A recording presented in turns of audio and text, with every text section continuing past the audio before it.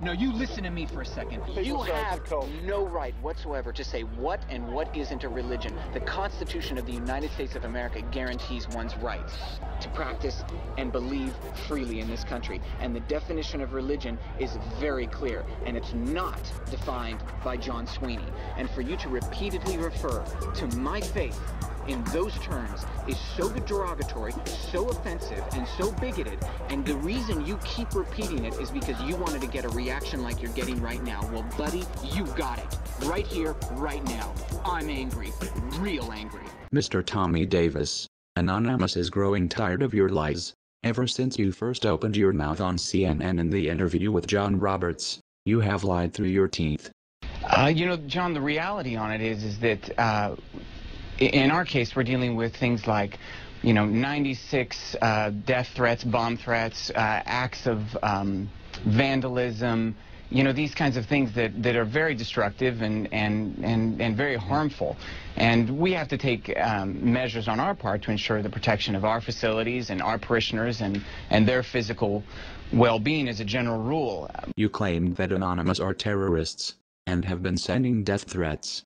This was a fabrication, as was revealed by the interviewer himself. Are leveling these accusations at this group. The FBI, which is looking into it, says it has found nothing to connect this group Anonymous with what you're talking about or death threats against members of the church. The FBI at this point says it has no reason to believe that charges would be leveled against this group.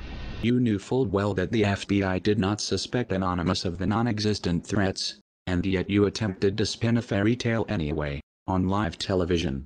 Your own ineptitude drew your pitiful representation of the cult of Scientology into the spotlight again, as it is going to again, today, right now. Really, the thing you have to understand is Scientologists, like many people, like anybody, we go to doctors. If somebody's sick, some sort of physical ailment, we go to the doctor, you get a prescription, whatever the course of treatment that would be recommended by a doctor, you're going to do that. And, it's very important. It's not, really it's actually something that's mandatory from the church's viewpoint. Someone has some sort of physical difficulty or problem, something's happening with them, they're ill, go to a doctor, get it checked out, find out what's going on. If it involves a prescription or whatever treatment the doctor recommends, they're going to do that. You claim that Scientology does not discourage the use of medications for physical ailments.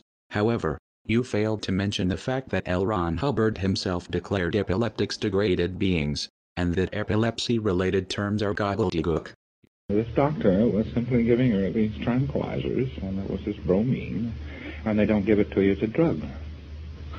And then people who have epilepsy, which is a type of disease which gives them seizures, are almost always found on some minor drug that prevents them from getting these, they call them petite mal seizures. That's epilepsy. I don't care how they call it. Sometimes they really seize, and sometimes it's just like. If an epileptic ever took you by the hand and so forth, you'd liable to break every bone in your hand if he suddenly had a seizure. But the doctors keep them on something to prevent this. It's just a tranquilizer. And they keep them on that 1 year in and year out. And then you come along as an auditor, and you try to audit the PC, and you tell the PC that it'll have to go off that drug, and then all of a sudden, something will happen from some place or another that the PC will tell the doctor that they have been taken off the drug by the auditor, and the doctor will call up plaintively, asking you to please put her back on the drug, because she needs this. You get into a collision between medical treatment and so on. Now, I've been using a lot of medical words here, or chemical words, really. Just don't pay any attention to them, because they're mostly gobbledygook. And there's an awful lot of gobbledygook words. Gobbledygook just means nonsense chatter. There's an awful lot of them. You also failed to mention what the CCHR, an exposed Scientology front group, thought of the drug known as Depakote. Clearly, you do not represent all of the views of your self-proclaimed church.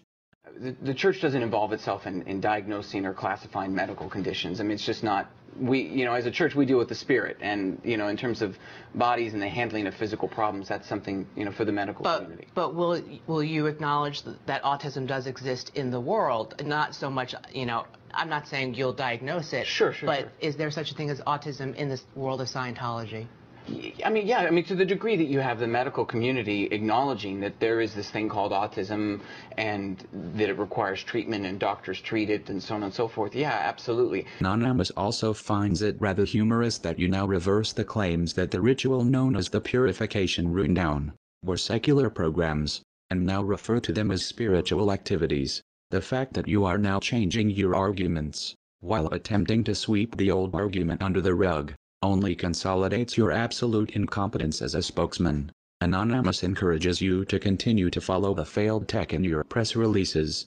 With each lie you tell, with every contradiction that you make, with every word that escapes your lips, you dig yet another foot into your already unfathomably deep hole. Anonymous welcomes this, for in these conditions, defeat is impossible. You know, and sometimes physical conditions involve the brain or some sort of malfunctioning, you know, in that regard. And again, that's absolutely the province of medicine, and Scientologists go to doctors for that. Tommy, let me ask you one last question, because some people who have reported on the church and some who have left the church have said that according to Scientology, people with disabilities like autism are classified as, and I'm using a quote here, degraded, that they are capable of curing themselves by working harder on the church's teachings.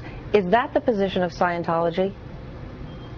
Absolutely not. I mean, that's completely false. Mr. Davis, you are the cancer that is killing the cult of Scientology. We are anonymous. We are legion. We do not forgive. We do not forget. Expect us.